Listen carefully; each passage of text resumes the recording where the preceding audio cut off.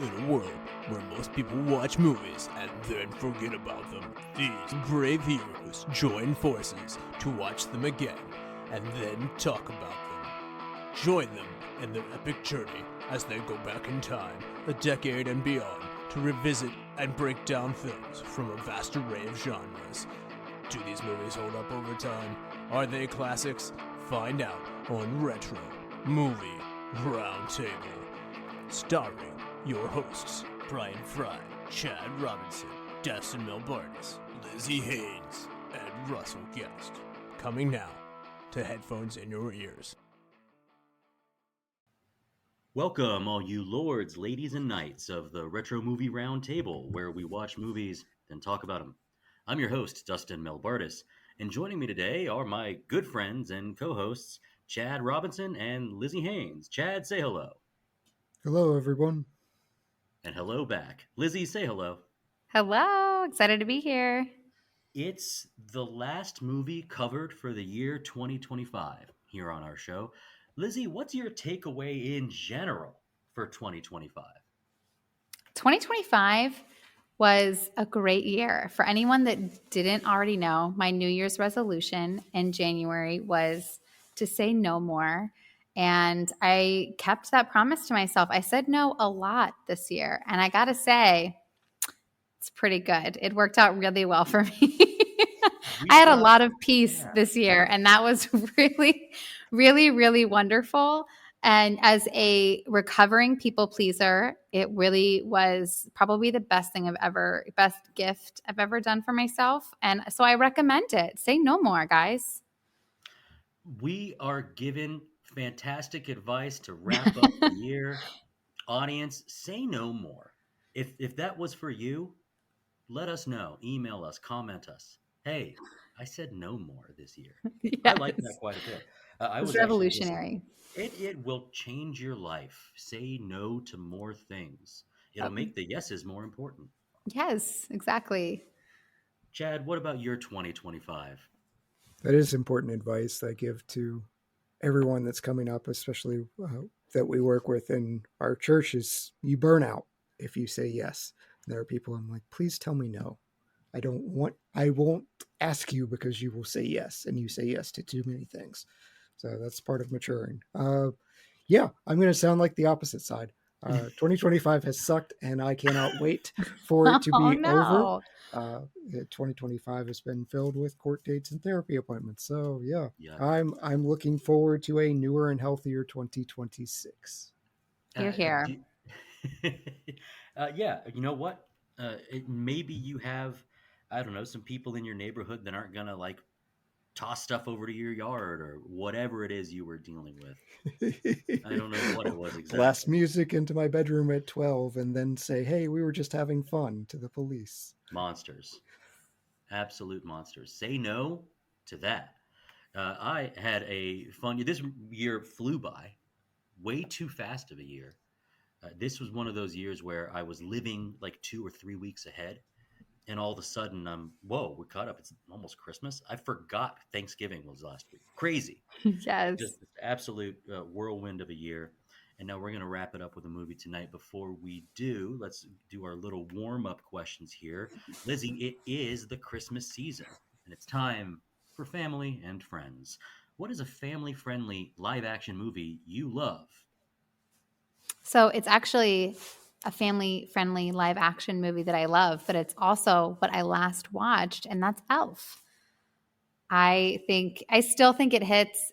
Will Ferrell just is so jovial and childlike, and I know that it is a movie that was designed for millennials. So I know that there's going to come a time where the humor ages out, but for now, I'm going to enjoy that it's still on the top of my list. I do wonder. I like Elf. I didn't at first. It took like 3 or 4 instances of it being on for me to say, like, is this any good? I guess it's funny. I'm still tuned in. I like it. Bob Newhart, and it's great. I think with it, is there anything since Elf that has had the same Christmas impact?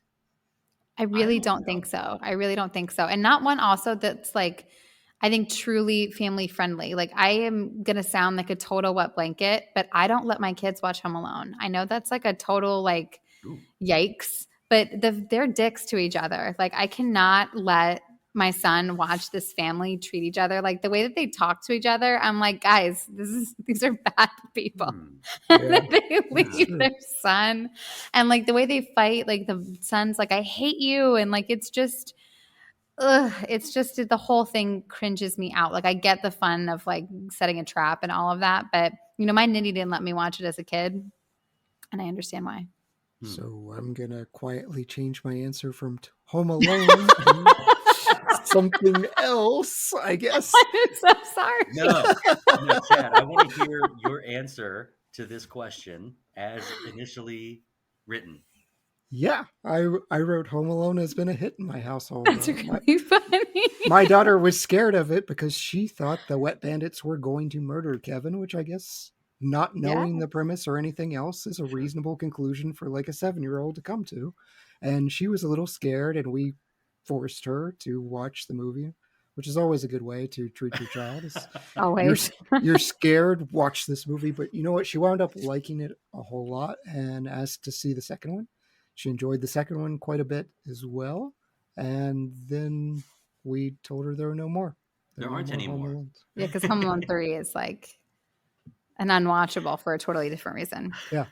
Krampus is probably the closest thing to like a new sort of Christmas classic, but she's not ready for Krampus yet. Home Alone, the thing that stood out to me for years was the violence level. The flamethrower blowtorch on Harry's head and his reaction was hysterical, but also like scary. Yeah. But it was the heating element on the door that burns into Marv's hand. Yes. That I burned myself a lot on accident. And that burn, the pain that lingers with you for even just like 2 days, 3 days is enough to like give you goosebumps.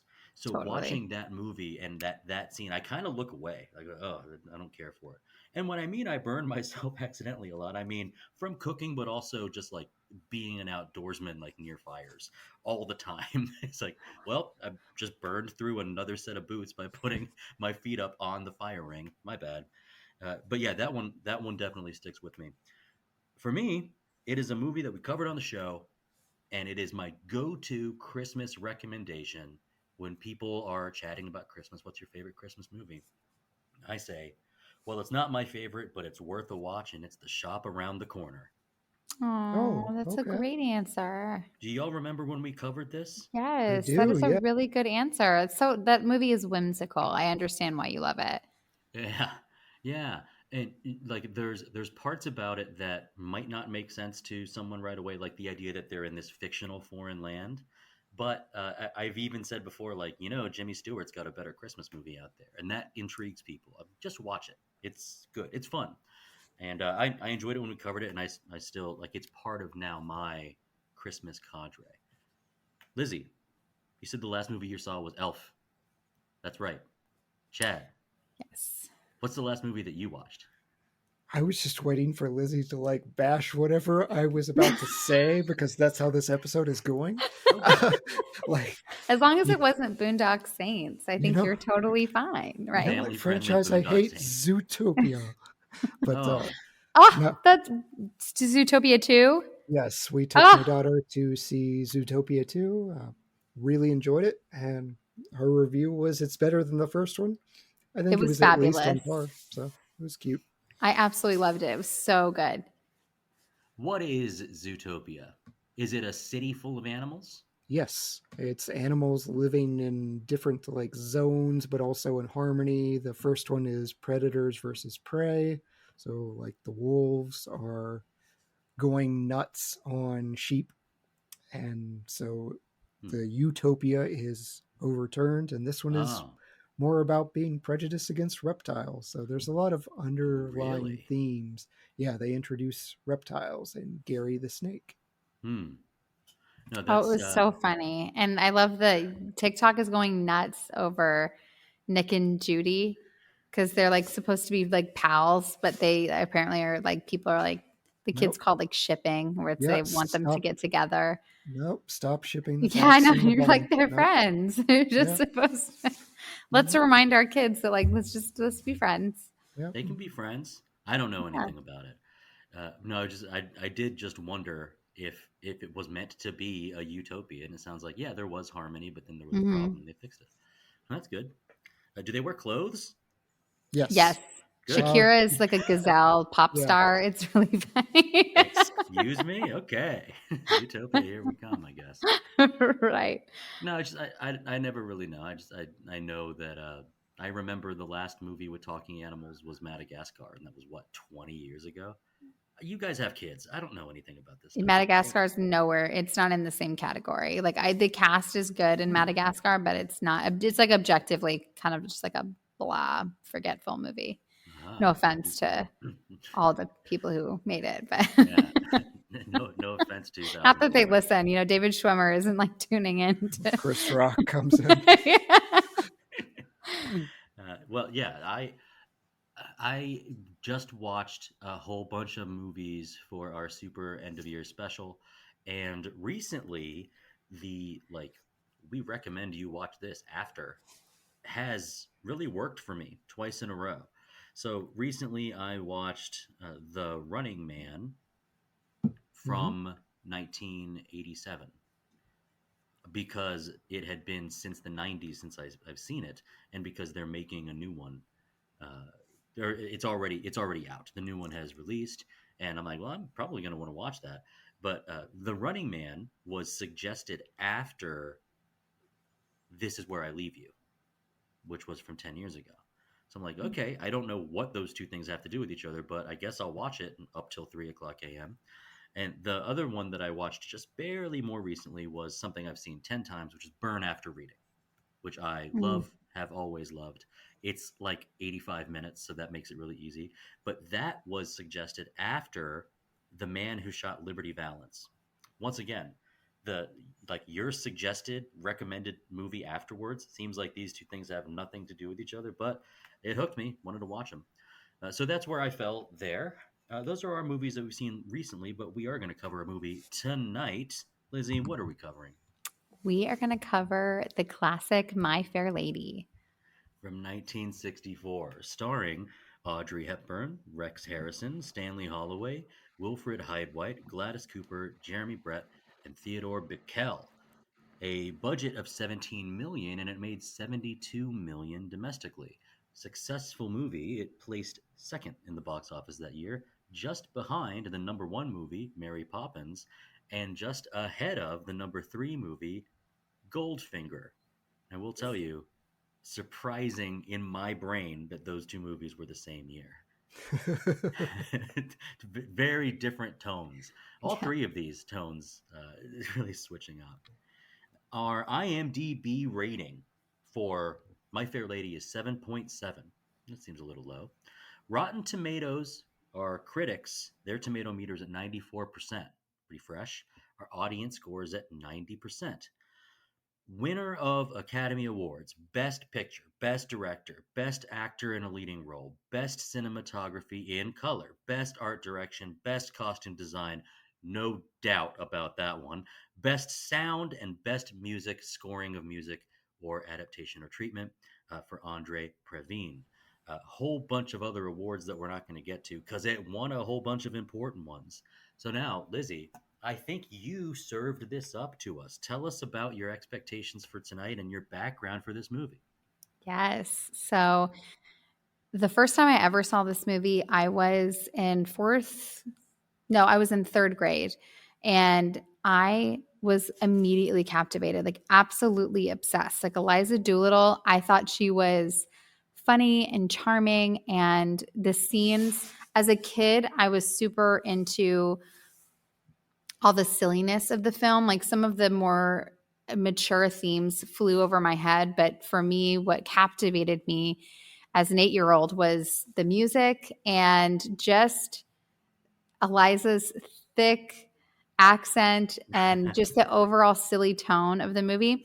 And a fun fact about me is that I auditioned for a performing arts school, and my audition songs, I did 2 auditions, and it was I sang Wouldn't It Be Loverly in a Cockney accent, and then I also No way. sang Just You Wait, Henry Higgins, and I got accepted into this school, but I didn't get to go because we moved that year to Ohio. And I was absolutely devastated. So who knows what my life would have looked like if I had stayed. But Wow. but I was absolutely obsessed. Even brought in flowers.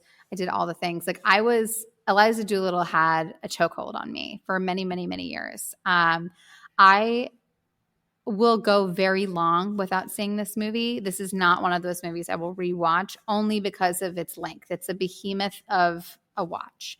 Yep. But nonetheless, I love it. And rewatching it, I loved it just as much watching it from the perspective of an adult. It's just so much richer. That's a cool thought experiment. Is this like the ripples of potential had your family not moved of what your life would be?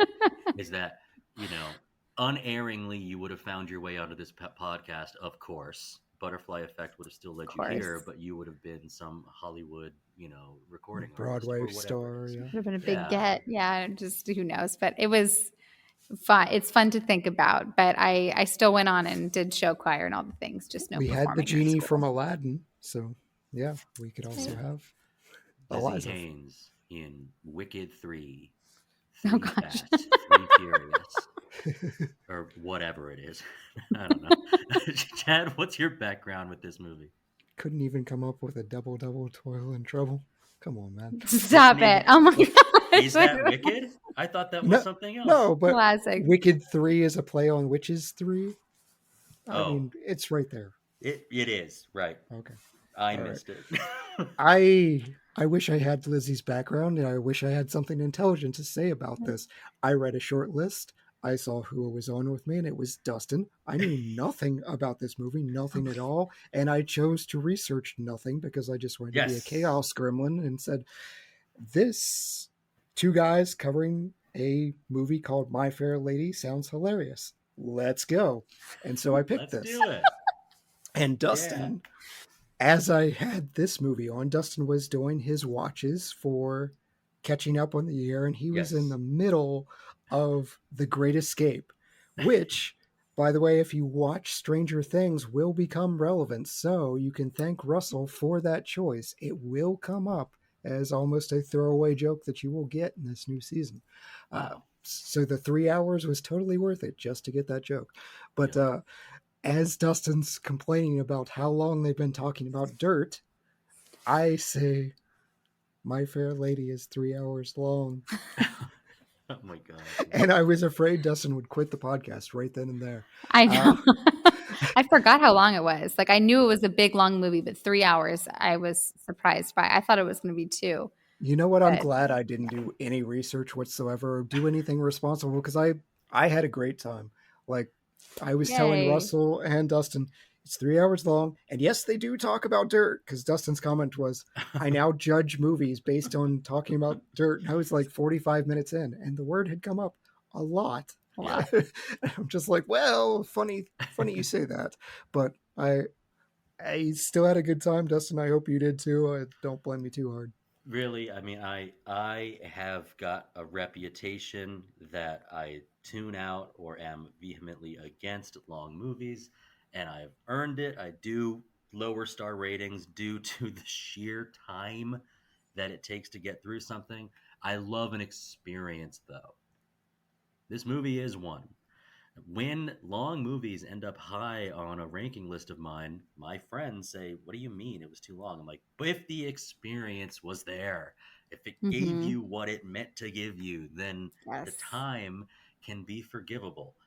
The Great Escape, unforgivable. But, oh my God, no. Why did you do that, Chad?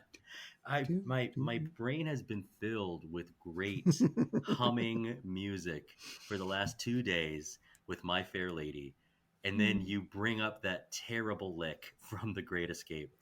We've really brought up The Great Escape too much on this show. I wish I could whistle. Oh, I can't stand it. I had not seen this before, but I knew what it was. I knew what it was because this movie has lasting, speaking of ripple effect, lasting impacts on the world, on movies, on storytelling. I learned a little bit about where the story came from and a seemingly like obsession with this style of movie based on the play Pygmalion. But the idea is this has existed for a long time and it has turned even into a newer trope that now seems dated uh, for the last 30, 35 years. But it all can come back to this. I did have a good time when I watched this movie. I will say I have been humming the music all day. Me and Lizzie were talking about this beforehand.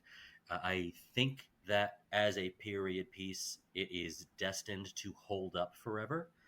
I think that as our American youth begins becoming worse at conversation and worse at uh, holding on to like the meaningfulness of words and language, that perhaps this movie will one day hold like an even more special place as to the impact of how language affects who you are or who you can be. But I think that it will hold up. It's kind of solidified in time based on what it is, and then just the sheer impact of the score, the music will, I think, last forever. But we want to talk more about this movie after this break. We're going to take a little break. When we come back, we've got a plot summary that is going to reveal the plot of My Fair Lady. We will see you on the other side. Chad, what the heck? I can't believe you hummed that tune. I had gotten it out of my head. We'll do a new one. Like, It's not going to matter. All you have to do is say Tom, Dick, and Harry, and he's doomed. I thought that was clever. Yeah. Come on. Lovely. All right. Yeah. Loverly. Loverly. Loverly. Lots of chocolate for me to eat. Yeah, it's good. It's good. Lovely. Lovely. Oh, so funny. So good. And we are back with your final warning. If you're listening to this episode, you probably should have watched My Fair Lady because Chad's about to spoil the plot by revealing the plot so that we can talk about it. So now's your last chance. Go and watch My Fair Lady and then come right on back. Chad, take it away. There's a 3-hour pause. In London, arrogant phonetics scholar Professor Henry Higgins encounters a young flower seller named Eliza Doolittle, who has an extremely strong Cockney accent. Higgins is appalled by her butchering of the English language and boasts to his equally arrogant, phonetic-loving friend, Colonel Pickering, that he could teach even someone like Eliza to speak so well that she could pass as a duchess. They, of course, make a bet, because that's what rich people do. They bet on peasants. You can confirm that with the documentary Rat Race. Higgins puts Eliza through the ringer, but she doesn't seem to make much progress until one day the rain in Spain clicks and she develops an upper-class perfect accent. Higgins takes her out to a racetrack where Eliza tells wild stories of influenza, but lapses into her Cockney accent while cheering on a horse, causing people around her to faint. However, a suitor named Freddie is impressed and thoroughly charmed by Eliza and pursues her. Higgins takes Eliza to a ball where a language expert believes her to be a Hungarian princess. Higgins, however, receives all the credit and Eliza grows resentful, throwing Higgins's slippers at him and leaving. She announces she's going to marry Freddie and become an assistant. Higgins suddenly realizes how important Eliza has become to him and turns on his recordings of her original voice. Suddenly, Eliza appears in the doorway and Higgins asks, "Eliza, where the devil are my slippers?" as she smiles.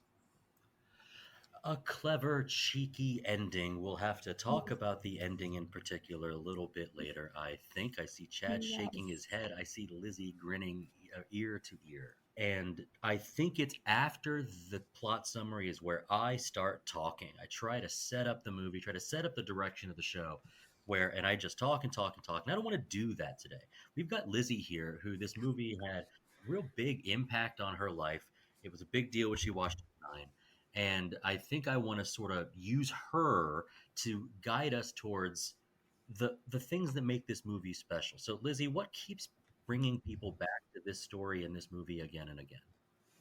I think there's a lot of different themes to it. I think on the surface, it is there's a lot of really bright, shiny colors, metaphorically speaking, meaning like you have Eliza's really loud, fun Cockney accent, the whole, and that brings a lot of comedic relief to the movie. She's like, I'm a good girl, I am, and ow, and like all like the little crazy things at the beginning. And I think especially for that time, it probably was really funny and really over the top and campy. And now it's still campy, but it's almost like she's charming. And I think then there's at play, there's this, of course, there's beautiful clothes and just it's so like just so much beauty, so much imagery.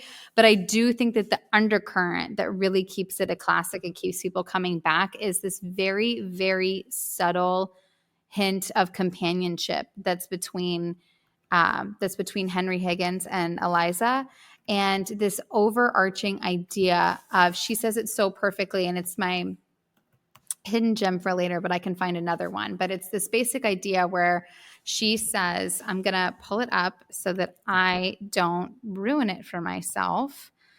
But she says to Henry towards the end of the movie, the difference between a lady and a flower girl is not how she behaves, but how she's treated.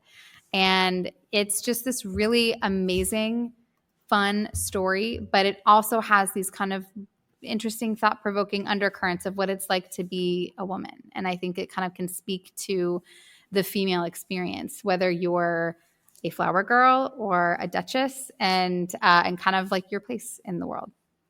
I definitely want to come back to it, but let's start with the basics of what you said. Was big and bright, fun, many songs, 25 tracks would be on the 2-disc CD version, right? Yes, and some of them are and the reprisals. music is amazing. We get that. So that's big and bold and in your face and worth it to be so. Big sets, big hats. The costume design went nuts. I think maybe when we're talking about the eye candy and the visual impact of this movie, what we're dealing with is, well, that's clearly such a like a an attention vacuum for the young. Yes. But there's gonna be more about like this theming that potentially we get to later. Chad, did I remember right? You hadn't seen it, but yeah, you didn't know what it was. No. So when you were sort of invited into this big world and this, I think, curious story, interesting novel idea, that then we get all of this flash ahead of us. I feel as if we never really dip into the low RPMs. We stay chugging along pretty well for most of this movie. Yeah. Yeah, I didn't feel the 3 hours. I actually kind of wanted the intermission to not be as long. I just kind of wanted to say, let's keep going. It had a Monty Python-esque intermission. Yeah. But this was a wild watch for me, because at the conclusion, actually, we'll start at the beginning. At the beginning, I'm thinking, is this going to be the most misogynistic movie we ever covered? Right, yes. And at the end, I definitively know this is the most misogynistic movie we've ever covered. Yeah. And I don't necessarily think that's a bad thing. Rex Harrington's character is supposed to be just an arrogant, misogynistic buffoon. We're supposed to laugh at how ridiculous. Even comes to the conclusion, why can't a woman be more like me? Yeah. Like, that's in his own song. He can't come up with an example of a perfect woman. He has to come up with himself. And just the repeated insults. Impudent hussy, squash cabbage leaf. Like, he never runs out of just unique things to call Eliza. And while that's a terrible thing, and probably why the ending, I was grimacing at the ending and Lizzie's grinning, I don't necessarily love Eliza just coming back to that when she's got Freddie who adores her, and Higgins doesn't really, he grows, but it's more inner reflection. We don't see a Agreed. change in demeanor. He even, that ending line, "Where the devil are my slippers?" It's sly, and he's not even turning around to acknowledge her. You kind of want more. You almost have to project onto him, okay, he's going to be a better person from now on to make this ending happy for me. Interesting. You have to project on that he is going to be better. Or perhaps you have to recognize that as a British movie that he is tongue-in-cheek saying that command to her, or making it Yeah. sound like he's upset about this, when in fact, it would tell me, do you agree, Lizzy, that nothing makes him happier than seeing this person back in his life when he was at risk of losing her? Yes, I think seeing a lot, like you can see it on his face. He looks, when he's listening to Eliza first speak, and she's like, you know, we've got the money to pay, and she's like talking about all of that, and in the recording, and he looks, the moment that she stops it and then finishes the sentence in her Cockney accent, and it clicks for him, like he looks this like excited and disbelief. It's just, you're looking at someone who I think was reflecting on really missing her and realizing everything that he meant, and then this level of complete shock. I think to your point, Dustin, Brits are kind of like that stiff upper lip, so they're not really going to show emotion even if they feel it. So I think that there was this like huge level of, you know, all the things kind of going through his mind, like joy, excitement, love, all the things. And then his kind of unique way of expressing that, because he probably isn't quite ready to get vulnerable with her. He's just like, "Where the devil are my slippers?" Just to be like, we're going to slide back into it. But I do agree with you, though, as well, Chad, where I think it would have felt out of character to have this like Casablanca level of embrace with each other. I think that would have felt completely like way too much of a departure of Henry Higgins. Like people don't change quite that quickly. But I do think it would have been kind of nice for at least some kind of expression of admiration that he had for Eliza. So I appreciate the ending for what it is, but I also, like, if I got the chance, I would rewrite it. Let me jump in. Is that there was a lot of discussion about what that movie, like how it should end, and I guess, you know, Chad, you're a history guy. Let me at first just ask you: did you research Pygmalion or any of the source material that led us to this movie? I'm going to continue in this vein of being completely incompetent as a co-host, and no, I did not, Dustin. Okay, well, the reason I only asked because I know that like you put a lot of weight onto like that history of stuff. This was a very successful play, and let me say that of all of the movies, and some of them are really close to their source material. Nothing is closer to the source material more than My Fair Lady, more than My Fair Lady and Pygmalion is everything about it. We're talking about names, we're talking about the importance of side characters, we're talking about even the phrases used, as in like the Ascot races, the uh, the relationship with Colonel. Oh, what is his name? I love the Pickering. name Pickering. Pickering. The throwing the slippers, even the last line itself, the necessity of Freddie Eynsford Hill. The everything about this was already there for the taking, and its dedication to source material is important. All that being said, is that the ending's always been kind of a like, is that, what are we getting out of it? And this is where I'm intrigued, because I've said for years on this show that portraying friendship is far harder and far more satisfying on screen than portraying romantic love. Are we more satisfied if they end up in love at the end? Is that what we're looking for, Chad? I think that's what we're looking for in the movie, but I'm not satisfied because of how he has treated her Yeah. throughout the movie. And especially as the father of a daughter, if Yeah. somebody is treating my daughter like that, I do not want her developing Beauty and the Beast Stockholm syndrome. Yeah. He doesn't deserve her love. Right. No. Like, I want her with the Freddie who is looking at her and is charmed by who she is. She's interesting because she's different, because she's willing to curse at a racetrack and make everybody pass out. Like, that's what draws Freddie to her. She's not really fitting with this high society. So find someone that likes you for you.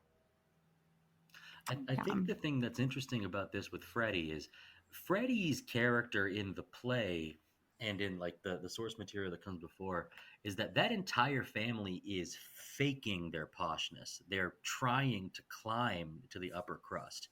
And we've covered it in other movies. Camille was very upper crust focused.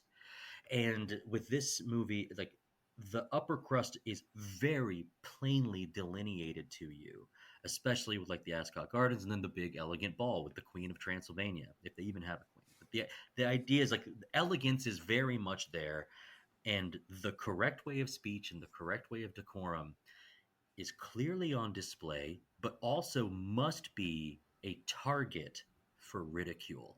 In order to get the popular opinion of this play and of this musical, you have to bring something to that world. And that is essentially that, well, we could pass off a common flower girl as living amongst your elite. How your decades of practicing it being this mean nothing if literally anybody could do it with just a couple of months of training. That I have to believe would have sunk into the audience of the time, which is that, oh, you must be poking fun in some way. And I got to say, like, when we got into the second act, or when we saw Freddie talking about like on the street where you live, is I was preparing myself for, is the second act gonna be lame because it's gonna try to shoehorn this love story in, when what I'm interested in is this cattiness between Higgins and Eliza. Lizzy, you're smiling, but I can't tell if it's because you are agreeing with like, oh, I want the friction, Yeah. that special bond of friction, or because you're thinking of like, yeah, but Freddie is kind of head over heels, and that's its own special thing. What do you I want out of this? I love it all. Like for me, I'm a woman, so obviously on some level I'm gonna love romance. I'm gonna love when two people are just, meant for each other and all the pieces fall together so perfectly. But I also really appreciate, I love Freddie's character. I love him so much. The scene with him at the horse race where he's just so like he cannot stop laughing at her. He's so tickled with her. And she's like, well, if I said it perfectly, then why are you stickering? And he's just like, he can't get enough of her. And then to see later that he just like the whole concept of like, he's only happy when he's on the street where she lives. It's just so sweet and romantic.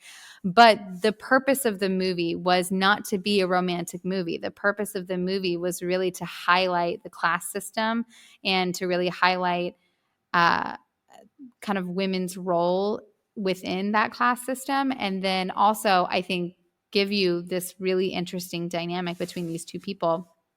And I think the truest transformation really is you have Eliza, of course, who has the obvious transformation, but I think she also has this transformation into a sense of wisdom. I think she's able to really understand through just being a part of the world that she's in, through this like new upper crust, rubbing elbows with what was then the 1%ers. She's able to kind of Unattainable wealth and yes. an entirely brand new world that is essentially off limits.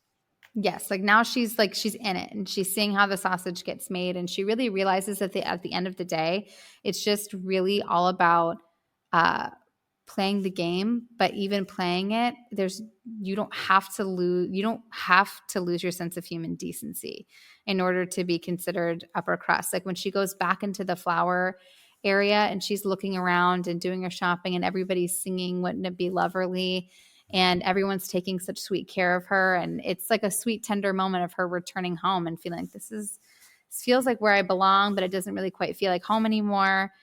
She is longing for that gentleman to recognize her. but she also realizes that, it's really just about your heart. Like, it doesn't matter what kind of clothes you have on. And that's really kind of the love story in and of itself. It's not really about romance. I think this pursuit of this goal, which she said she was willing to pay for the lessons. This ended up being like a bet between Pickering and Higgins. Can you do it? Can you take the stomped cabbage and present as a princess? And I believe everyone in every audience seat in 1964 is saying, like, I want to see this succeed. But part of the fun of it is when she yells out, like, move your blooming ass. Like, oh, that is what we're searching for, is like, that's funny. It's like a social pratfall. So fun. Yeah. And like you brought up the class difference, and like the how do I want to put it? It's a we're not talking metaphorically. Give me a second to rewind. This focus on class, I think, is incredible, because the goal of what like this all this training is for is leading to what return? And the skills that she has learned and the ability to quote unquote talk better hasn't filled her in any way.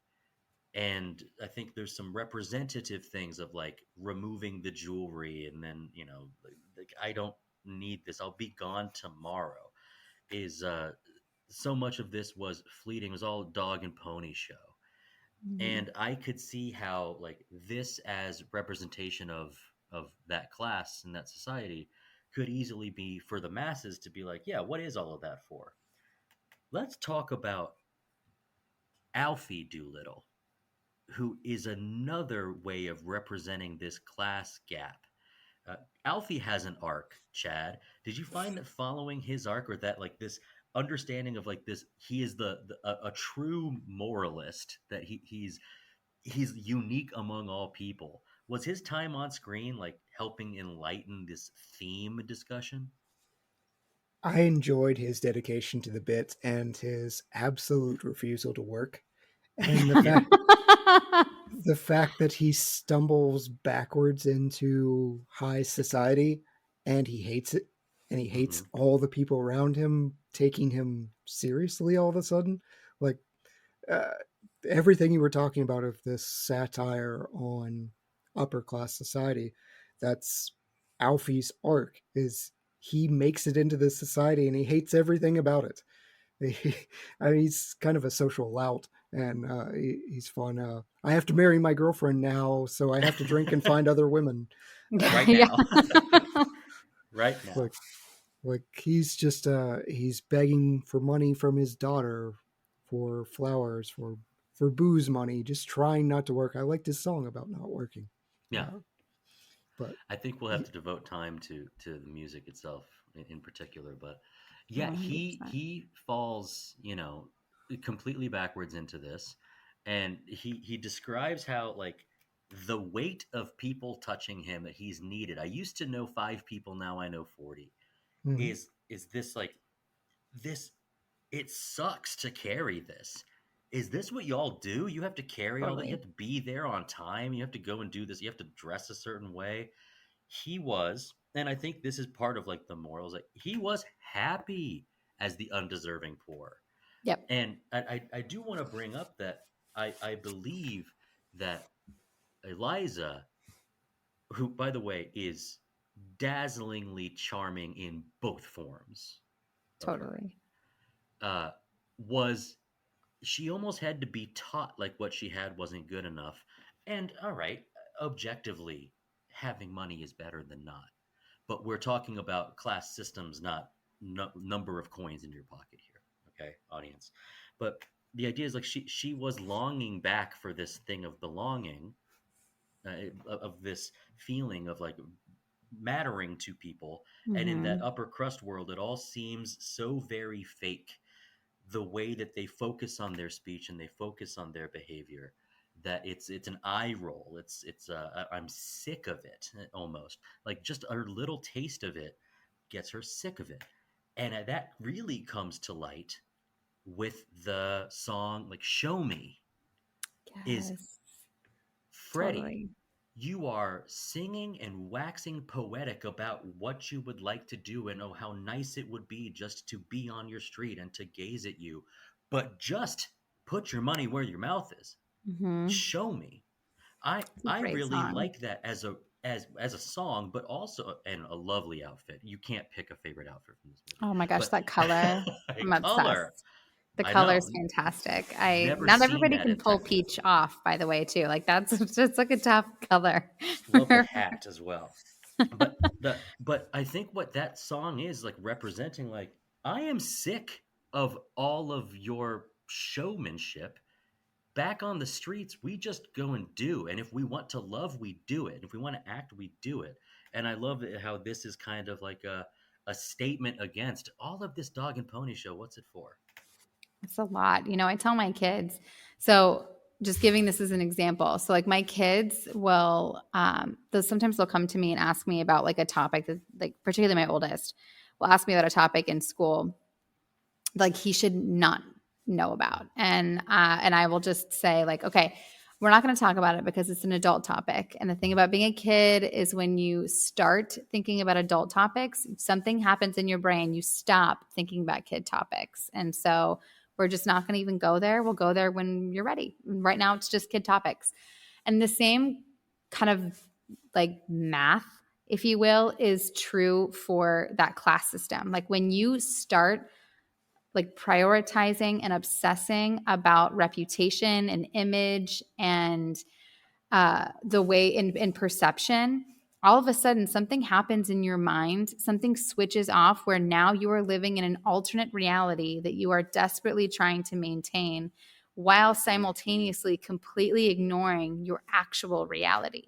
And Wow. it is it's a really weird mind trip. And I think it can be incredibly frustrating because you can be around it. And then when you're seeing it happen, when you're aware of it, you realize that it's just everything feels choreographed. Like nothing really feels Mhm. authentic and real. And I can imagine that for somebody like Eliza, who's lived a very real life in good and bad ways, that's probably incredibly frustrating. And Yeah, yeah, totally. she's just over it. And Alfie was never into it in the first place. Well, and we have a term for it now. We just call it imposter syndrome. Like Yeah. you're there in a place where you know you don't belong, and you kind of have this fear of I'm going to be found out. Anytime I go to like a high-end Broadway show or a ballet or something, I have the exact same feelings of I don't Yes. belong here. All these people are in nicer clothes and are donors and whatnot, and I get on mailing lists of hey, give to our arts foundation. I'm like, well, I have far less money than what you think I do. Yeah. Well, to social media today in its own way can be, it's like we don't have any more, like we do, but we don't really operate societally in class systems too much anymore. But social media has somehow filled that gap for us because, you put your perception of like your highlight reel and your best life onto social media, and in reality it's like, how many horror stories have we heard of where we've seen something that seems like the picture perfect situation when in reality it's a total train wreck in the background. And obviously that's like a hyperbolic example, but it's interesting, this thought experiment of like people hyper fixating on perception and then completely ignoring their reality and the things that actually matter. And so that's, I think, Eliza realizing that the hard way and then leaning into what she knows she wants and the people that she wants to surround herself with. I think that's the actual love story. Yeah, and let's think about like what she actually wants. About like what you can find out of this is that these people from different class systems, Pickering and Higgins and Eliza Doolittle, and servants included, like this little world, we like the odd couple because they don't get along. We like our oil and water mixes, whether it's Calvin and Hobbes or Hobbes and Shaw, Lizzie. Like we like our relationships on screen, and we are filled with a particular type of warmth when love is shown and when real companionship is shown. That's what we're looking for. Higgins and Eliza end up realizing that they're not a match made in heaven. They are not falling in love. They are just great companions and great friends now. But the idea of, well, is it worse than love? Well, did she really want that world? I think the love option with Freddie is something that um, Higgins would have selfishly tried to downplay, mainly because he thinks that you notice that he's part of that world but tries hardest to stay away from it. Yeah, he says Freddy's too common.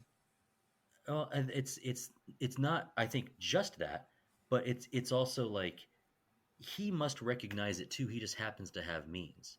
He happens to have a lot of means and the ability to operate within this. He's I wrote down he's a despicable guy. 100%. He's not. He Yeah. is a monster. Like, especially within the Yeah. first, I don't know, 15 minutes of this movie, you're just like, this person is horrible. He at one point threatens to choke her. Yeah. Like, Yes.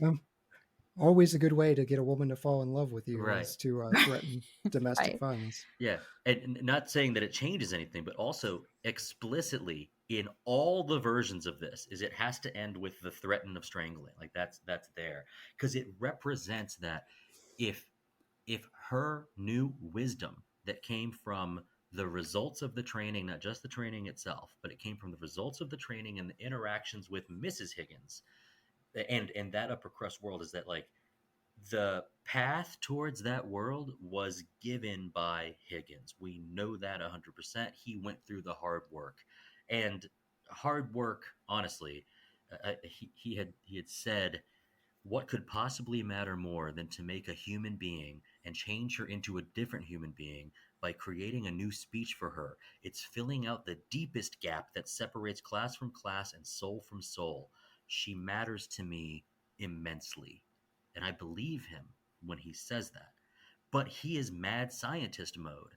Right, And Dr. he's Frankenstein, yeah. exactly. And he feels a bit of ownership over this product which is never going to go well in our world, though it has existed in aristocratic societies for a very long time. Eliza breaks out of this. Frankenstein's monster is out of control, and better for it. And so that moment of threatening to choke her is the moment she realizes she has the power, is that she is now no longer under the restraints of this. And even free, even with her whole life ahead of her, even with the ability to buy whatever chocolates that she wants, I think as an audience, we're not, it's not the happy ending of like them coming together with a sunset behind them. Instead, it's, well, these two are kind of doomed to be in each other's lives together. And we as an audience, as far as thinking about it, are happier for it. Just to hit the source material a bit is the idea is Pygmalion is a sculptor and sculpts a statue and then falls in love with it. That's base story from Greek mythology. That was the Greek mythology story. Is that Calutea is the name of the statue. Anyway, um, I don't think what we have is Higgins falling in love with Eliza. He still feels as if I can see the polish on this cabbage. He believes she's unchanged, I think, that she's still this gutter snipe. What a word, by the way. Yes. that has been polished, that he can pass off and trick the world. Look at my cunning. Look at how special I am by being able to fool you all with her. But then he's grown accustomed to her face, and I like being around you. Do you guys? I mean, Lizzy, you found your soulmate. Chad, you found yours. But there are people in your life that like when they're around, things are better. even if Mhm. they aren't people that you 100% mesh with, is that you know that things are better or they're okay with. And I feel as if like these themes must have missed you. These adult themes must have missed you at 9 years old, Lizzie. But there's something about companionship and connection, the way that this movie comes together and weaves things in the end, where you go, oh, that's nice. I like this. Yeah, when I was young, I thought that they were in love. Like I thought I was like, oh, they're gonna get married. Like when he comes home or when she walks in the door, he says, "Where are my slippers?" And they're gonna be engaged and get married. Like that's how this is ending. And if they ever made a My Fair Lady 2, it'd be just like all about their wedding. And but now watching it as an adult, I think there's something to be said about people always talk about like your chosen family. And I think that Hmm. somehow these two together have meshed and acknowledged that they enjoy each other's presence. There's a passion there for each other, just in the sense that there's a deep care and a deep love, but it's just not a romantic love. Like Eliza even says it herself at one point when they're at his mother's house, where she's like, I never wanted to, I don't even want you. She said, I forget exactly what she says, but it's something to the effect of like, I didn't want anything from you for the purpose of you to make love to me. Like, I just want a little kindness. So she's basically even saying in that moment, like, I'm not looking for a great love out of you, but I am looking for you to acknowledge that I'm a lot more than just a prize that you've won. I'm an actual person. And if I am going to come back and live with you and Colonel Pickering and Mrs. Pierce and everything, that like, you have to treat me like an actual human, not just somebody that you've morphed into what you want and Yeah. your I'm bets not the for you. trophy you yourself sculpted. Yes, like I'm not a triumph thesis or dissertation that you can show off to the world. yes, and in my own personal life, like I uh I could never, that would never be me. Like I wouldn't want a friend in my life that was like super toxic and mean. But I think there's some type of charm to it that just speaks to you. I think like watching it from afar, and to your point, Dustin, like we all have somebody in our life that we love, that is in our life. They're ingratiated in some way, shape, or form. And there is that kind of push pull, and you figure it out and you work it out because you're family, whether you're chosen family or not. And I think, I think it just kind of maybe speaks to that part of our brains a little bit. But I I am like that a lot. happy. Yeah. Is that we have this movie touches on something that isn't buddy comedy and it isn't romantic love. It's something in the middle. And Chad, I'm not sure if we have a word for it, but along the way of this ending that may be of different levels of satisfaction for several, but along the way, yes, we talked about the colors and yes, we talked about the costuming, but you said you knew nothing about this, but we've got the score and the music. So I don't know if I normally put you on do I have you put like the composer hat on? But when it comes to our music here, did any of these songs just take you away? You know, from talking to Lizzie and I, that we've already been floating on this music for a while. Were there any of these songs that really were like, man, this is really rocking for me? There were several, and I can't find Higgins' particular song where he's basically saying, "Shouldn't a woman be more like a man?" A And hymn to him okay, is what thank that's you. called. I I really enjoy it because it's so absurd and tongue in cheek. Like there's so many ways you could do this just horribly, and the Mm-hmm. satire would be missed when he's talking about men are so honest, men are historically fair. Why Yes. can't a woman be like that? And just the punchiness where you said the word despicable, a monster. Like this guy is just so infatuated with himself and his own society that song is perfect. I mentioned "Get Me to the Church on Time," which is a lot of fun from the dad, and you mentioned "I've grown accustomed to her face. Lizzy's talking about friendship. I'm projecting a different story onto this because it's kind of my story with my wife. Like, I've told this story on the podcast before. My wife turned me down and I went away, and she missed me. She Mhm. missed, I think, You a grew little bit of, accustomed to your She had face. grown yeah. accustomed Yeah. to your face. We yes. had been friends for a long time, and then when I just kind of stepped away for a couple of months, she started reconsidering and was like, "Huh, Mhm. I've grown accustomed to him." No. all the flaws. So I'm projecting the romance at the end. I think they're going to work it out, and I am projecting that Higgins is going to be a better person and stop calling her gutter snipe and cat and squash cabbage and impudent hussy and everything else that he Hopefully. calls Yeah. her. Well, if we're projecting that way, then maybe we also have a balance that we're searching for in our lives, but in our movies as well, which is know-it-all Higgins has been doing all the elocution and all the practicing and all of the work, and day and night. Mr. Higgins, give up. Mr. Higgins, you should quit. You're working too hard. Puts all this effort into her for a bad reason, which is a bet. But he puts all the work in. But I believe that the way that he holds himself and the way that he thinks about himself is that knowledge comes outward from him and he has nothing to learn. Yeah. And he tries to teach Eliza that, like, oh, you think I treat you rudely? Pay attention, young lady. Have I treated anybody else any differently? He's essentially, like, in a way, gaslighting, explaining why, hey, I'm not treating you rudely. If everybody's treating you rudely, I'm treating you fairly. I'm treating you the same, which is such a toxic masculine thing to do. 100%. Well, we've seen this type of thing too in other movies, and that's probably part of why I'm projecting as well. Not on the same league of movie, but I go to Not Another Teen Movie, where it's a bet with a girl that they just put in a ponytail and She looks glasses, like Janie, glasses and a and ponytail. she takes the glasses and ponytail off and the bib She's hot. overalls.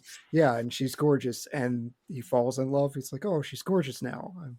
I I would like to be with this girl." And it's sort of the same story of Mm-hmm.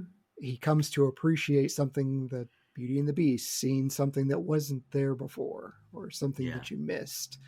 Now in that movie, that's the wrong message of, oh, she's actually hot. I should fall in love with her now. Well, I think what sometimes we have is the heart growing 3 sizes that day. Mm-hmm. In which case, the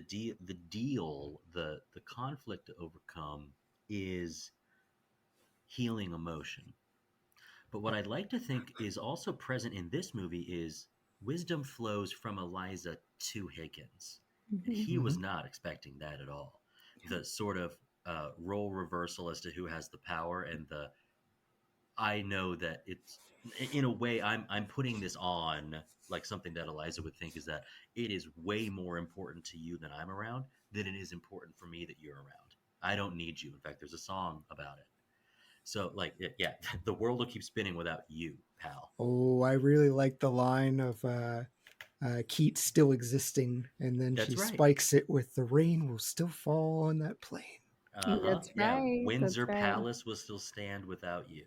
Yeah, those were great lines. They were great lines, well written lines, and it's just a great way that the music can add punctuality to some of these points. Lizzy, now it's your turn, and I think you may have been waiting for an hour, but let's talk about the music here. You have to shine your light on some of these songs. Oh, it's so hard. Oh my gosh, it's so hard. I think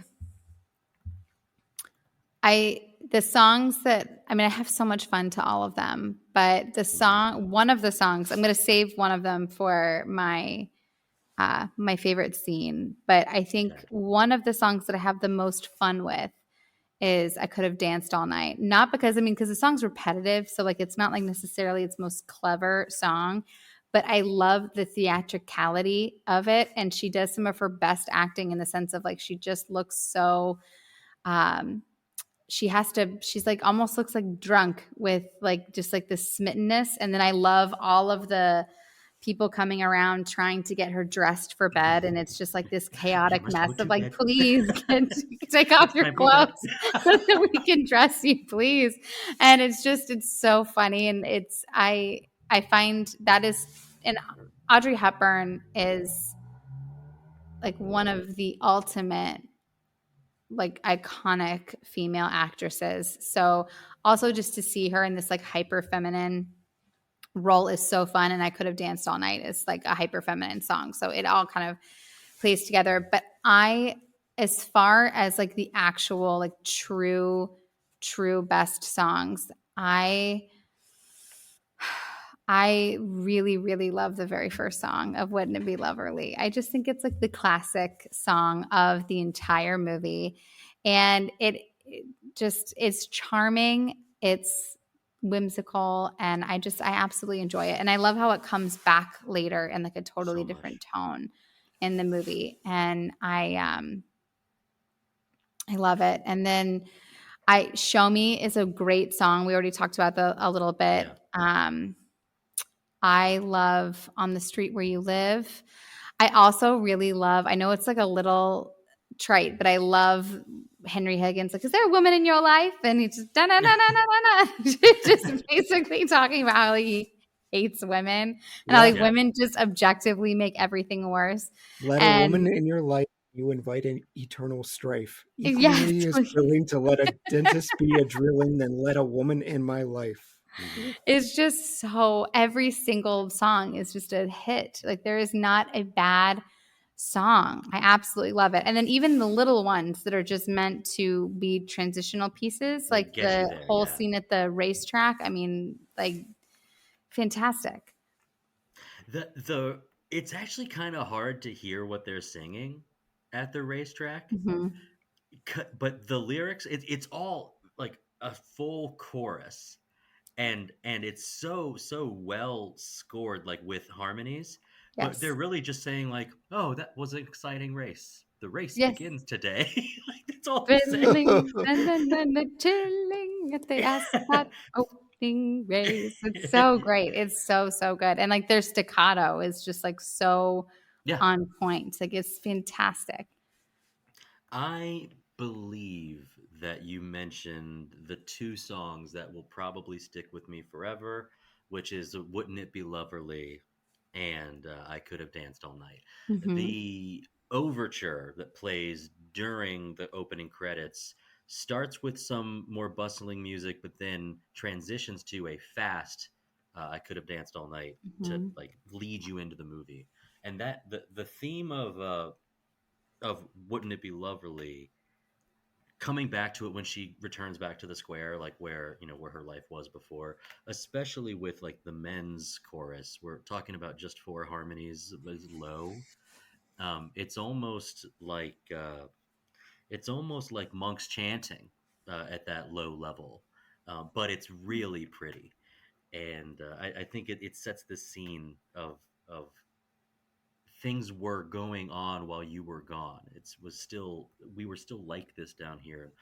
Yes. I think that song represents something for people of all classes, which is that you still want something. Everybody wants. Mm-hmm.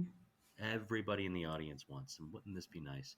And when you make it a little bit, you could always like want for a little bit more. And then you had mentioned earlier, like this sort of want for companionship. And that's what she's singing about. She's not singing about wealth. She just kind of wants her feet by the fire and someone to be right next to her. Someone's head resting on her knee. And it's so sweet. So sweet. I think that's why She Could Have Danced All Night or I Could Have Danced All Night is such a exciting song, because I think as a child I watched it and thought, oh, she's in love. Like she's in love. Right. Yeah, she's caught the love bug. She's madly in love with Henry. But I think when rewatching it, they just had so much fun together. The three of them, it was like this gigantic party of celebration of like, they're stopping and, redoing the rain in Spain stays. I was just having so much fun together. And I think it's in that moment where she feels like a part of something, and it just feels so exciting to have these friends and they're celebrating her. And I think that's why she's got it. Yes. Yeah. And I think like post post opera when everybody's like, he's so proud and they're boasting. I think in that moment, she doesn't have that same level of celebration from him when she comes walking in. It's not even about her. And he's not proud of her. He's not excited for her. He's like, look what I did. And I think that's why the anger is so there for Such her. an important scene. I don't like the song, though I love the tone of that scene. They make it so clear to put her in the corner. She's kind of looking over, and they're all celebrating him. They hand him like an urn for his cigar to ash in. He's accepting it like some award, and it's all. I think the point of that scene is so well shown to be like, hey, we just had this big success. Yeah, the ascot, races weren't a success, but the ball was, and we're all riding high. Remember, audience, this guy isn't who you're rooting for. Yeah. Like, I feel like they nailed it with that. And I think we could probably talk about the music. We could probably start singing. We want to. I can see it in your eyes. But we have to move on to our superlative section. You guys ready? Yes. Ready? All right, we're going to get in our superlative section here. Lizzy, who's the MVP of My Fair Lady? Okay, so the obvious question or the obvious answer to that is Audrey Hepburn, but I surprisingly went with Rex Harrison only because he is a monster, and he is one, though, that somehow he does not ruin the movie. And I feel like that tension is probably impossible to act. Like, I think that I don't imagine anybody else being able to do it. And I think Rex Harrison did it perfectly. He was equal parts evil and snotty and conniving and all of the things that would make for the most perfect villain. And yet at the exact same time, he is still someone that you quietly are excited to see change, rather than, you don't look for his demise, you kind of look for his arc. And I think that is that tension, I think, is probably unbelievably challenging. So although Audrey Hepburn is obviously a star, there's nobody like her. She's an icon. He is the MVP, because otherwise, without him, if anybody else did it differently, it could have been a disaster. Well, there's a reason that he came from the stage show to the movie. Yes. And when they do that, it makes sense, and I think I understand it. Chad, who's your MVP? Yeah, speaking of which, poor Julie Andrews, she Right? gets left out because she is not a big name. Unbelievable. I know. But she's replaced by my MVP. I did choose the Audrey Hepburn obvious answer. I thought it was really interesting. Like, she does a horrendous Cockney accent, and she does say, "Hey, I didn't have a dialect coach. I taught myself." I'm like, yeah, it kind of shows, but it's charming, and the fact she had to dial it back because she was doing such a thick accent that absolutely no one could tell what she was saying. That's a cute, fun story for this show. She just has a different type of charm. Like, when you're screaming that, "Hey!" Wow, yeah, she's so great. And it happens so many different times. It's so good. I'm a good girl, I am. I'm a good girl, I am. Like, she just keeps, like, she says it so much. Yeah, when in doubt, do that scream that Lizzy just did perfectly. Almost like the Lucille Ball. It is. It really is. Oh no! It's so perfect. She's iconic. Like, nobody is like her. I am so glad my stupid self picked this episode just to get like an hour and a half of Lizzy impressions. That's what you texted me. When was this? This was like months and months ago, saying that you watched Are You Afraid of the Dark with your daughter, and then you listened to my old episode of Pod You Afraid of the Dark and discovered that I can do an evil laugh. Yes. Oh my goodness. I laughed so hard when I saw that. Dustin, have you heard Lizzy's evil laugh? No, we'll wait till later. I'll do it later. Yeah, I would totally ruin it right now. Yeah, we're gonna ruin. We're not in evil laugh mode, but in a check moment, out Lizzy's podcast, Pod You Afraid of the Dark. You can hear this wonderful evil laugh. That's really funny. Great choices. I really can't find any fault with it. I, of course, do try to find like the things that, like, as a theme matter to me. And so I was split between Frederick Loewe and Andre Previn, the guys who did the score, the guys who did the music. When you have 25 songs and they're all hits, okay, 22 of them are hits. Some of them are just like, yeah, they're getting us on the way. They're all great. I have downloaded the soundtrack. I have listened to it all day. It's not every music, or I guess I should say, it's not every movie that allows you to do that. This is fun and great. And I really feel like the lyrics in the song punctuate those thematic points like we were talking about in the movie. So I did not say the lyricist's name, but this kind of thing matters. This theme, it matters to my full overall enjoyment of the movie. And I needed the ammo knowing I was in for a 3-hour affair. And Yes. the music really, really helped. Who's your best supporting actor, Lizzy? I love Mrs. Pierce. I think she is absolutely fantastic. The scene alone when they're like steaming water, by the way, like water that was just, like this is going to melt your skin off. It's so hot. When she walks into the bathroom, when Eliza's first arrived and Mrs. Pierce has been tasked with bathing Eliza and getting her fully clean. And Eliza looks terrified to be there. She's like, I'm not taking all my clothes off and getting in. And like, she's like, all worked up about how she's like, there's no way I'm getting in this tub. And Mrs. Pierce shuts the door and gives her this almost like motherly, tough love look of just like, you're getting in that tub one way or the other, you're getting in this tub. And it was just, I love her. She's so fantastic. And then she seems to be the only woman that has the respect of Henry Higgins. And I just imagine that after years of hard work and trust that it's been built, but I adore her character. Chad, what about you? Lizzy pretty much nailed every single reason I picked Rex Harrison as Higgins.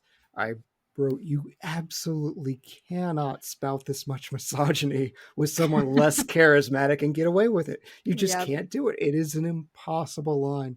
You could imagine him as this arrogant buffoon and still kind of find him likable. What a tightrope to walk. Yep. I realized when you don't pick a lead actor, you sometimes want to put like a lead actor in that best supporting role just to name an actor. But I thought a great supporting actor here was our Stanley Holloway as Alfie Doolittle.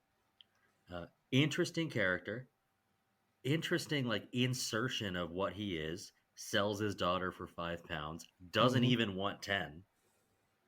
But he's this very particular type of unashamed version of exactly who he is. Mm-hmm. And I think that's anybody that's like that is a champion of who they are. Yeah. And I think that's cool. And it ends up lamenting like, yeah, I'm wearing, top hat and tails, and this sucks. I don't want to do this. Whatever. All right. Hidden gem. Lizzy, you got one for me. Yes. So my original hidden gem we talked about earlier, which was just that kind of Eliza's lesson. But so the second one that I'll share is I remember the first time that I watched Pretty Woman, and there's that horse track scene, and she does like it's almost like shot for shot the same. Like she doesn't say like move your bloomin' ass, but she does do like the woo woo woo woo, and I guess that's just my hidden gem that I thought of on the fly. That I really love how. There have been so many amazing retellings of this story, but I particularly love that they chose to do the racetrack scene. Yes, important scene. Chad, your hidden gem. I didn't make that connection at all, but that makes so much sense right now. I picked John Holland as the butler. I just really enjoy kind of a hoity-toity butler character, and that's probably from growing up on The Fresh Prince and watching Jeffrey toss Jazz out the front door and give it to Uncle Phil. So cool. So yeah, I like a good butler. Yeah. My hidden gem here is Marnie Nixon, who is Audrey Hepburn's singing voice in this movie. Ah, yes. She does sing in that like Just You Wait. And the Just You Wait song from Audrey Hepburn, I read some critics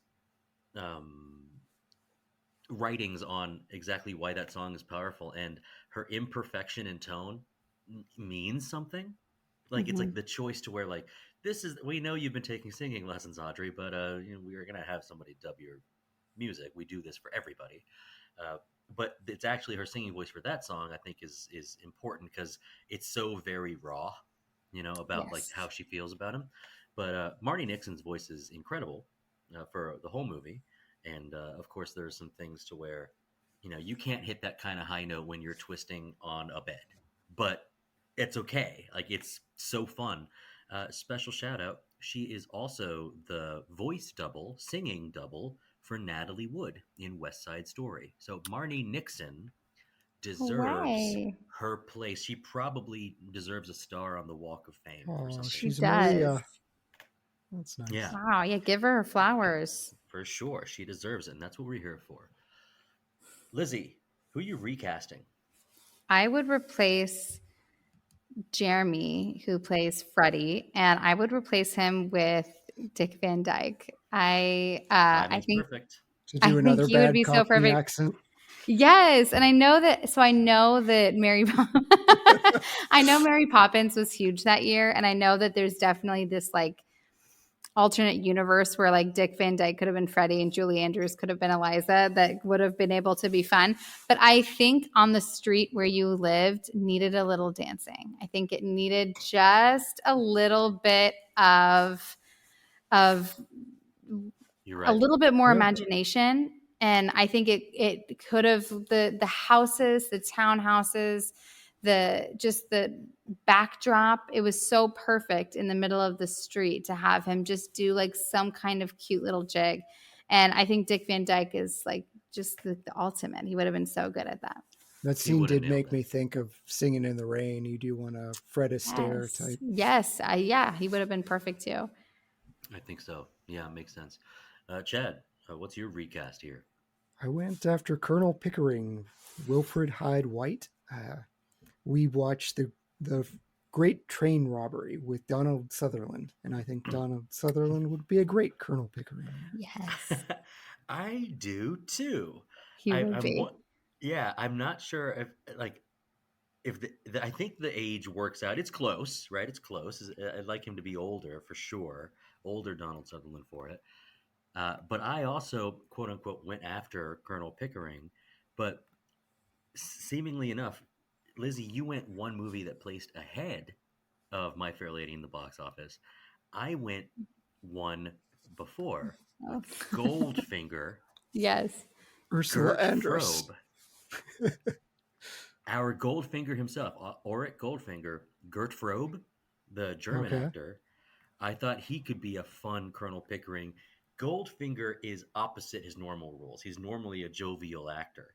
So I thought a little more oomph to Pickering would have been fun. Yes. That would have been fun. I think you kind of win that one, though, Lizzie, is like suggesting a style change for that song makes Yes. sense for me, too. I think it'd be fun. It felt right. What is the best shot of this movie, Lizzie? For me, it's the horse race. I think the scene, or the shot where they have the cameras first back in the back and everybody is completely silent. And then all of a sudden, everyone then just starts moving at the exact same time. And it's so elegant and beautiful. And then they pause and it like zooms into everybody. And then that's when everyone starts singing. And it's, I mean, there's no like spectacular camera work there, but the people in perfect sync with each other is just magic. It is like by far one of the most spectacular scenes potentially ever that I've ever seen in a movie. It's just so well done between the clothes and just the artistry. It's amazing. There are times when, like, the chorus song right before or right after an intermission is sort of like, okay, the composer is writing something to like get us back into it. Remember, you're in this world. Here's something big. Here's everyone singing at once, and then we get to focus on a character. And songs like this do that. Masquerade in Phantom of the Opera is kind of like that. Ooh, But painted it's like, faces on God, parade. there's like all this stuff, and like Jesus goes on. It's why is this so big? It's like, remember, you're sitting here for an experience. Wipe the intermission off. Let's get back into this. Mhm. And so I thought it was just sort of like a bam, look where you're at. Look at all these costumes. What a field day. Love it. Incredible. Chad, what's your best shot? Yeah, I'm going to have more on that in a second, but the best shot here is something that you can only really do in the film version. You cannot do to as much of a comedic effect in the stage play, is the shot of Eliza's face as she's doing the H pronunciations. She's got crossed eyes as she's blowing into the tube saying the H to make the fire, and it's just this ridiculous expression that she keeps making, and kudos to Audrey Hepburn for doing that. Yeah. For making herself, I wouldn't say ugly, but very comedic looking. Yes. It's fun and a fun little device too. Like, it's kudos to when you know that like the expectation is for humor and you pull it off. Nobody's too good for it. It's fun. Yes. Yeah. It's like every For kid's me- dream. It's just like, and like the flame go bigger. Yeah. For me, I have a lot of shots that I like. Early in the movie, when they're everybody is walking and they pause at the same time, and then there's another one where everybody's walking, they pause at the same time. Very early, it is very fun as it's a big wide pullout. Ascot Race's shot, like you mentioned, Lizzie, that made my list. But I think my favorite is during the, or I guess towards the end of I Could Have Danced All Night, when she is lying in bed and there's like this kind of dreamy filter on, and Yes. she's kind of singing at the camera and Mhm. smiling because you can tell that joy is overwhelming her. That joy of like it's like Christmas Eve night. Like, I can't go Yep. to sleep. I'm so excited. Like, that was portrayed so well by the song and by her. Yes, it really And so was. just lovely, loverly even. Love is lovely. Yes, it was. Lizzie, what's the best scene? I love the entire scene with Just You Wait, Henry Higgins. It's like my absolute favorite. It's just so much fun. And I still sometimes will catch myself singing that, especially to my kids whenever they like do something that like I just think they're just being like stinkers. Like, just you white and Regan's just you white. It's just like so perfect. It's so adorable. And like her just daydreaming about all the things she's gonna do. And she is absolutely on top of being completely stunning. She is absolutely adorable. Like, she is not afraid to be goofy and just go there. And you can tell that she just puts her whole entire heart into it. And it's just so much fun. I love watching it. I love the king and like the whole entire scene. It's just her own imagination acting out. And then the song itself is fun. The king's voice in that seems so recognizable to me. He sounds like the actor from the Broadway play production of Cats who plays the who am I thinking of? Bustopher Jones. Like, that guy's voice, I looked him up. That guy has played incredibly deep, kingly, larger than life voices. And that guy is in the movie for 30 seconds, but like I remember that tone, and I will remember it for a while. Don't like that. Nope. Cats is greater than the reputation that it has. Chad, your best scene. No, that is still one of my biggest fears. We're not talking about the movie, right? Okay, it doesn't matter. The stage. I was afraid of the stage play before it became a movie. Well, you're afraid? Why are you afraid of it? It's just like people acting like cats is like freaky. I don't like the people animal hybrid costumes. It just, when someone drags their nails against like a plastic covered couch, like that, yeah. It's like that, but in visual form for me. So do you feel that way about The Lion King? I do. I was actually going to say my wife brought my daughter to a Lion King show in Disney World, and I wouldn't go. I will not go. I will watch whatever horror movie. I will watch horrific things happen to human beings. You turn into a cat and prance around all nimbly bimbly, I'm out. Okay. I get it. We all have something that nimbly bimbly. Well, I've just never seen it. I've never seen Cats, so I have no like space to judge it because I've never seen I it. But I have seen it a lot because every time I lose in fantasy football to right. one of my friends, I'm put in the cat's cage, and I have had to watch Cats like 4 separate times. That's really funny. She knows I hate it, and so we're usually in the championship game, and I forced her to watch like 3 horror movies back to back to back, and she told me I was satanic, and she gives me Cats, and it's just yeah, That's amazing. it's I an love ongoing thing. that you have a phrase, a meaningful phrase in your life, which is, "Yep, they put me in the cat's cage." They do. They do. Yeah. Back on topic. Back on our question. Sorry. I just had From to know. other things I need therapy for that I'm not attending. My best scene is from Lizzie's best shot. That courtyard scene, everyone coming together. You know, this movie, I think it was 45 minutes in when Dustin was lamenting Complaining his about great dirt. escape cage. And I'm like, you know what, this is going well, but I've got 2 hours and 15 minutes. This may not go well. This scene, I was completely bought in. Like, this is stunning Technicolor, the black and white outfits coming together, almost like moving chess pieces. Just incredible. The Technicolor pops so much against the background. Not only is it funny, but it's visually stunning, and you don't have to. Like, we did a funny thing happen on the way to the forum. That's funny. Mhm. Some stunning pieces, but like, this was really well crafted all the way through. Yeah, you're right. Did they have to go so hard at it? And I'm glad they did. I could have sworn I read yesterday, maybe this morning, that the budget for this movie was at the time the biggest budget of any movie Huh. that had been made so far.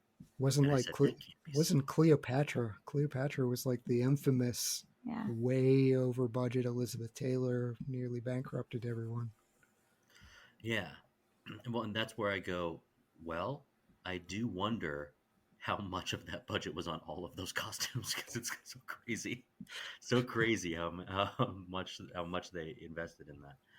My best scene is the late night walk back to Covent Garden while Hmm. Freddie is waiting in the cab, and the theme of "Wouldn't It Be Lovely" is still happening from the people around, and she's kind of wading back through that feeling, which I think a lot of adults have that experience of when it's almost like palpable nostalgia or there's something present here that I feel.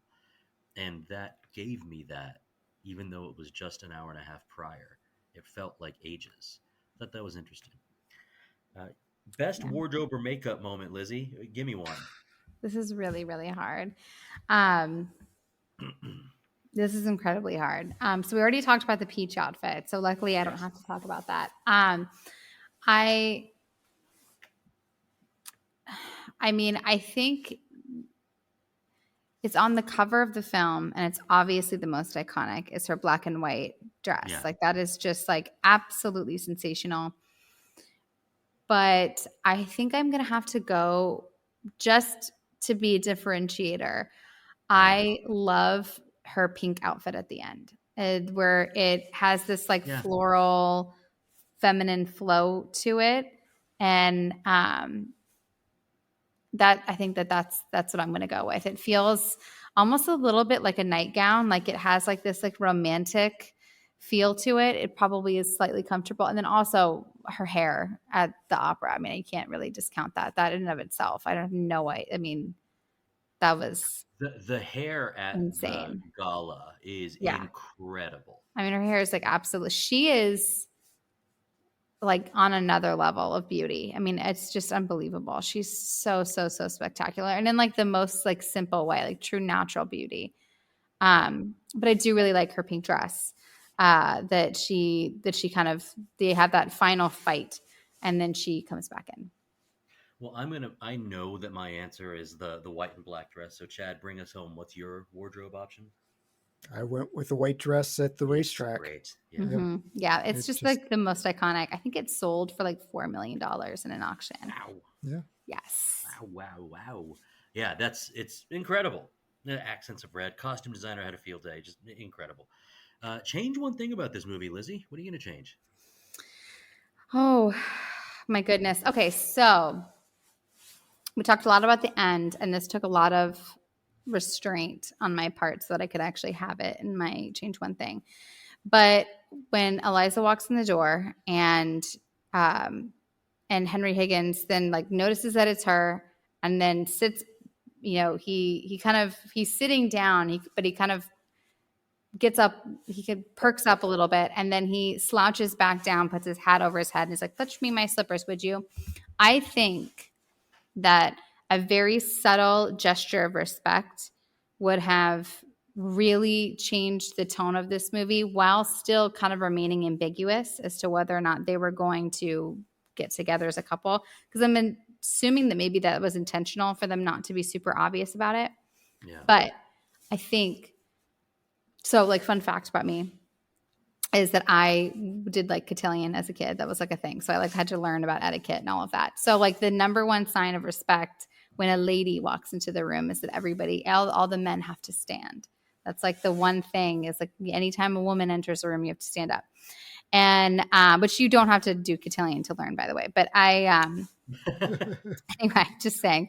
I think seeing her in the room and rising would have maybe just been like a really subtle sign of like he's now treating her like a lady, and maybe he could go as far as to like gesture for her to sit down and then maybe pull back at the last second and be like, "Have you seen my slippers?" Like to just kind of do like a silly like I haven't fully changed, like but I'm at least treating you with some semblance of respect. I think just something small to give the audience and Eliza, I think would have gone a long way.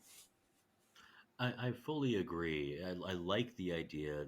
We know what the intention was with the way the final scene came together, but I'm thinking to myself, just the subtle notion of like you said, pulling out her chair for her.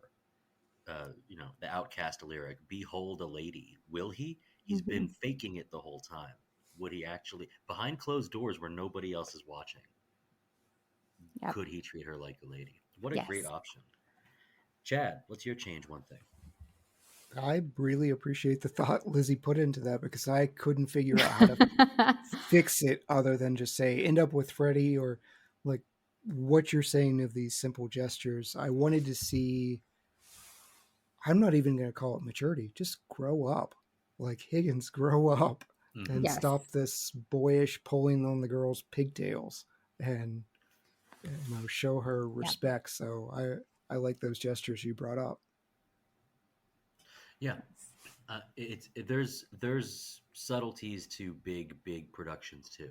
I think for me, mine came out of the first watch, which is, though I love the music, each and every song in this movie goes on for one verse too long or one key change that was needed to satisfy my MVP, Andre Previn, but unnecessary for the progression of the movie.